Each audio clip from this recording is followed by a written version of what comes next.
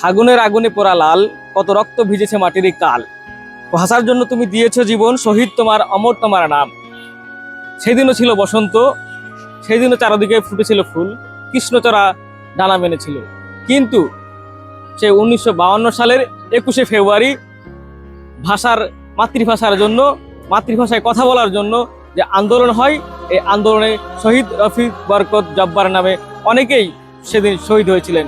সেসব ভাষা শহীদের প্রতি শ্রদ্ধা জানাতে আজ পুরো বাংলাদেশের মানুষ বিভিন্ন শহীদ মিনারে ভিড় জমিয়েছে, ফুল দিয়ে তাদেরকে শ্রদ্ধা ভরে বরণ করে নিচ্ছে, তাদেরকে শ্রদ্ধার সাথে অনুসরণ করছে। তারা বেঁচে থাকবে আমাদের মাঝে চিরদিন। বাংলাদেশের আমরা বাঙালি জাতি একমাত্র জাতি যারা কিনা বাংলা ভাষার কথা বলার জন্য, মায়ের ভাষায়, মাতৃভাষায় কথা বলার জন্য জীবন দিয়েছে, রক্ত দিয়েছে। এরকম ভাবে এই জাতি যে 1999 সালে আমাদের এই বাংলা ভাষার জন্য যে আত্মত্যাগ, আমাদের যে রক্ত, এটি জাতিসংঘ স্বীকৃতি দিয়েছে এবং আন্তর্জাতিক মাতৃভাষা দিবস হিসেবে এটি 1999 সালে স্বীকৃতি পেয়েছে।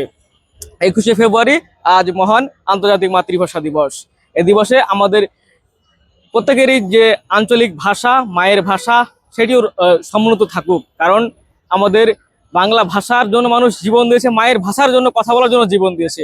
প্রত্যেকটি অঞ্চলে বিভিন্ন আঞ্চলিক ভাষা রয়েছে। এই আঞ্চলিক ভাষাগুলো, এই সংস্কৃতিগুলো কোনো সংকীর্ণতা নাই, কোনো লজ্জার নাই। আঞ্চলিক ভাষাগুলো টিকে থাকুক যুগের পর যুগ।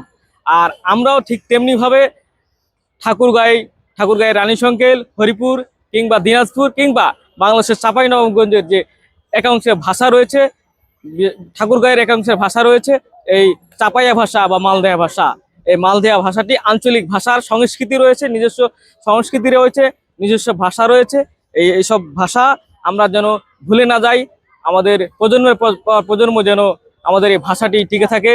তো এই জন্য আজকে আমি আমার দর্শকদের বলতে চাই, বিশেষ করে আমাদের ঠাকুরগাঁ, দিনাজপুর এবং চাপাইয়ের যারা চাপাইয়া বা মালদেয়া রয়েছে বা শেরশাবাদিয়া জাতি রয়েছে, তাদের প্রতি দৃষ্টি আকর্ষণ করছি যে হারগে মায়ের ভাষা, হারগে জাতির ভাষা, হারগে মাতৃভাষা আমরা যেন ধরে রাখতে পারি। যুগের পর যুগ আমাদের প্রজন্ম যেন জানতে পারি যে আমাদের একটা নিজস্ব সংস্কৃতি, নিজস্ব ভাষা, নিজস্ব খাওয়া দাওয়া রয়েছে।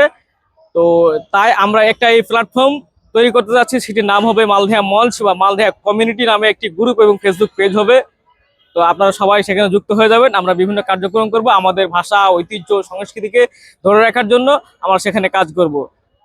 সবশেষে বলতে চাই যে আমাদের এই মাতৃভাষার জন্য যারা আত্মত্যাগ করেছে, যারা রক্ত দিয়েছে, তাদের সকলেই যেন জান্নাতবাসী হয় এবং তারা আমাদের মাঝে চিরদিন টিকে রবে। যতদিন রয়েছে লাল সবুজের পতাকা, যতদিন রবে বাংলাদেশ, ততদিন তাদের প্রতি আমাদের সম্মান, শ্রদ্ধাবোধ থাকবে। আসসালামু আলাইকুম।